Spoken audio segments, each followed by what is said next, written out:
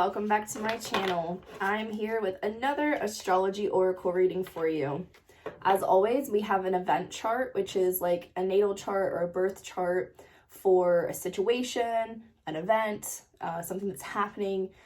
So typically these are created for, situations that aren't human, if you will. So I have created an event chart for 11:11 a.m. here in Dayton, Ohio, where I am located.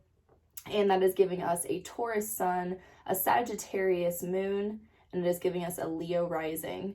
So if you've been watching these videos for the last few weeks, then you'll notice that we have gone from Gemini rising to Leo rising in just a few months.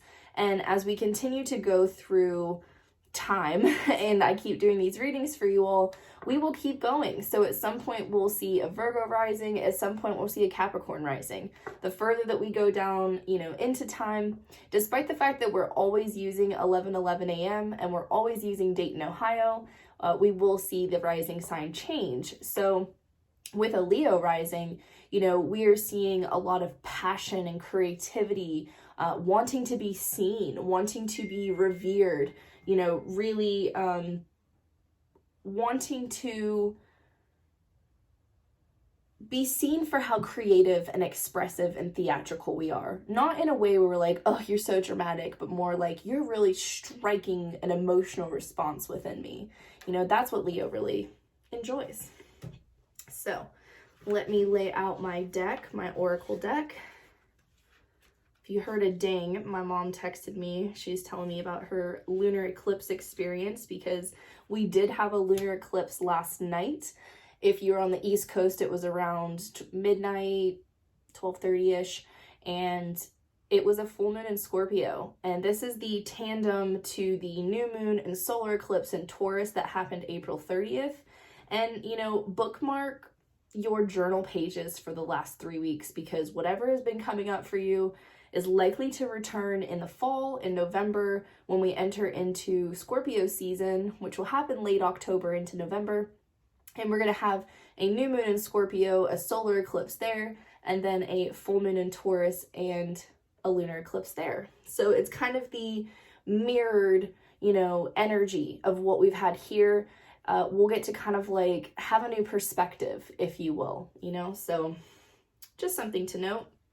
Also, at the end of this week, we'll be entering into Gemini season, and we are experiencing a Mercury retrograde.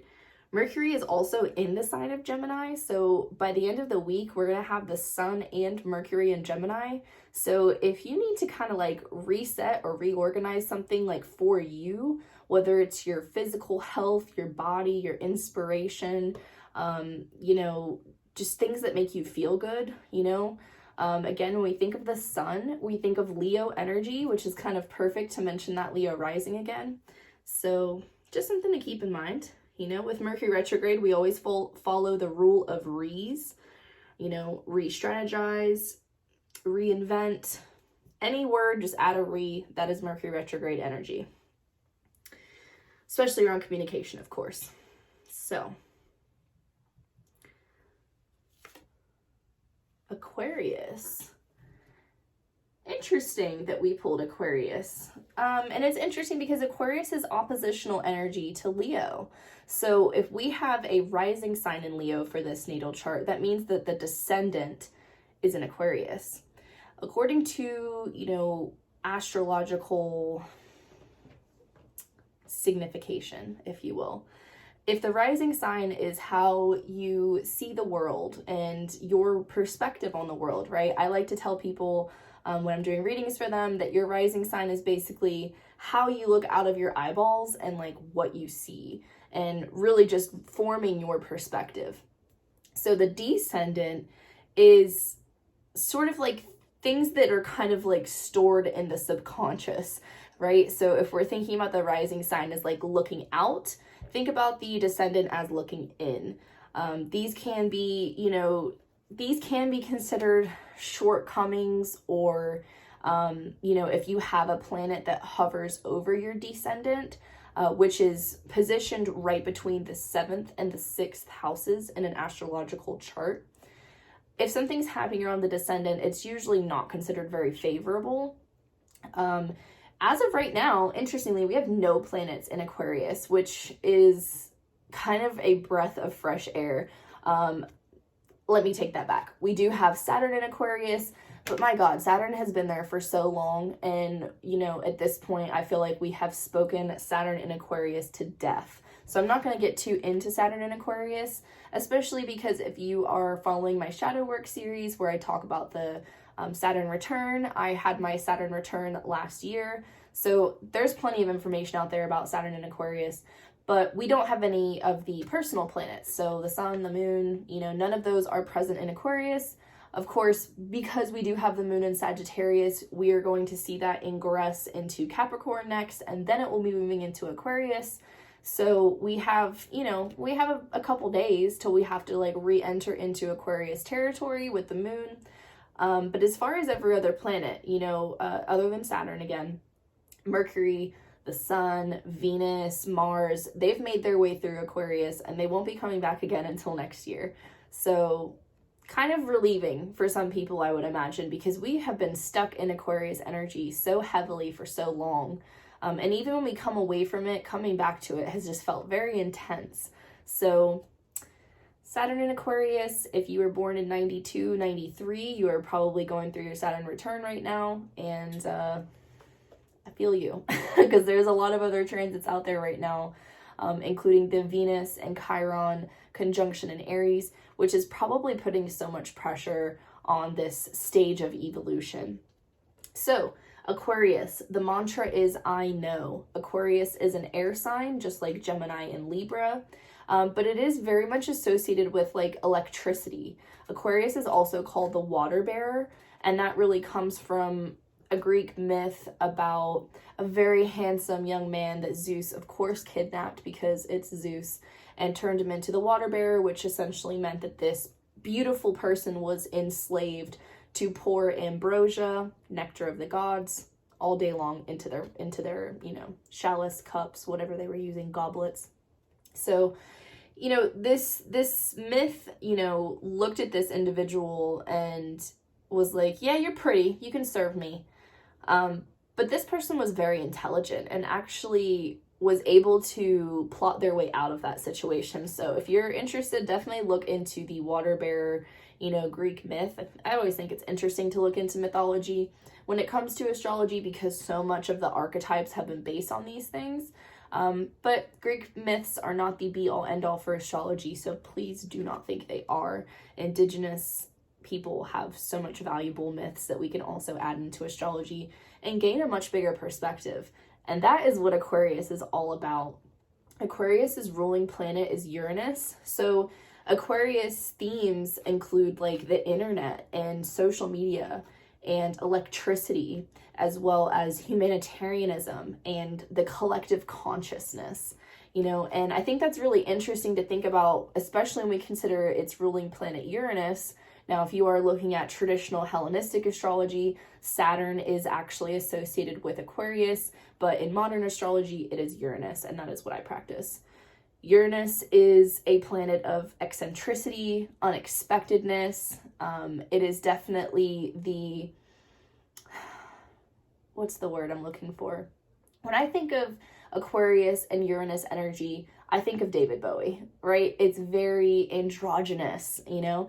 And so if you know any Aquarian people, they're probably a little bit aloof. They like to talk about really meta things, have really deep dive conversations on the deepest of the deep topics, but there's no emotional attachments to these topics, which can kind of, you know, intelligence over emotions can kind of be a thing for Aquarius. And I have every right to say that because I'm an Aquarius moon, and damn it if that's not what I do myself. So Aquarius's mantra is I know, and that really comes from that sort of unconscious knowledge, which the descendant in Aquarius in this chart is really speaking to this and just giving me such a perfect example to work with. But yeah, so here we have Aquarius, and you know, even though we're still with Saturn here and we don't have any of these other planets here, because Aquarius is opposite to Leo and here in just a few months we will be entering into Leo season, it is important to remember that we will be experiencing, you know, the new moon, full moon cycle, just like we do for every zodiac sign, you know, between the two of these. And if Aquarius or Leo are significant placements for you, then, you know, those times of the year, Aquarius season, Leo season, can be very triggering, or they can be very, very like soothing and satisfying, just depending on how your chart looks. So I'm just gonna pull up my handy dandy little information here and tell you a little bit about Aquarius from the perspective of Susan Shepard. So there is, as always, a quote here, which I love reading the quotes in this because, you know, I'm a former journalist and language is truly like something that fascinates me and that I love. Communication is one of my favorite things. That Aquarius moon of mine is in the 3rd house. So I love these quotes because I think that they just really help create the perfect image in your mind of what this energy really means. The best way to predict the future is to invent it. That's a quote from Alan Kay, and is truly such an Aquarian perspective. So what it's saying here is expect to be tested and shown waves of the future. As seers of the future, Aquarians are ahead of the game and have accurate visions of the way things will be. Aquarius rules over science fiction and things that are brand new. In reality, Aquarians see the waves of the future the rest of us cannot. They can be very stubborn in their views, even if their views are completely off the wall in the opinions of others, but they will fight long and hard to have the freedom to stay weird. That's Aquarius right there. You know, it's rebellious, but it's rebelling for a good reason, right? It's rebelling for freedom. It's rebelling for the right to be a weirdo, to be androgynous. And, you know, with everything that's going on in the world right now, what a perfect talking point, you know? We all have to come together in our collective humanitarianism to recognize that we all deserve freedoms. We all deserve to be weirdos, you know? And if somebody else's weirdness makes you uncomfortable, don't yuck their yum. You know what I mean? Like, everybody deserves a place at the table and to bring with them whatever the hell they want to bring them pleasure. That's my perspective. Of course, you know, I'm an Aquarius moon, also an Aquarius Saturn and Black Moon Lilith. So for me, you know, giving people the freedom and the space to be strange is so necessary and so important to me. So that is what I have for you this week. Kind of an interesting vibe check. But yeah, just really important to remember that as we're seeing people lose their rights and have their rights stripped away, you know, who's next? You know, what's coming next? We all have to be in this together to allow ourselves to be individuals. You know, it's really hard to be an individual and to be your true self, your authentic self in a society that is constantly trying to strip away rights and to make you feel shame about your truth, you know? So if you are not yet signed up for my shadow work series, it is in the process of being released now. I would love to have you sign up. This second dispatch that we just had go out yesterday was all about the Jungian archetypes of the shadow self, and also, you know, what it means when you're healing that, and what it means to step into the light of those archetypes. So that's been super great. And next week's dispatch is going to be on the astrological archetypes for shadow work. So if you're feeling the need and you're feeling the call to do some inner work and do some inner healing and step up and give yourself some freedom, you know, freedom from the burden of trauma and pain and hurt that has not been let go, please sign up. I will be putting a link down in the description. And don't worry if you missed the first 2 dispatches, because I will make everything accessible to all of my signups at the end of the series. And this is lifetime access. I will never be getting rid of this, so you can come back to it again and again, just like I was suggesting, you know, as we go into November at the end of the year, coming back to some of these eclipse themes. So that is what I have for you today. Thank you as always for showing up and taking up this space with me here on the internet, taking your time to, you know, think about something from a very different perspective. So thank you for being here. Take care of yourself, take care of others, and until next time, bye.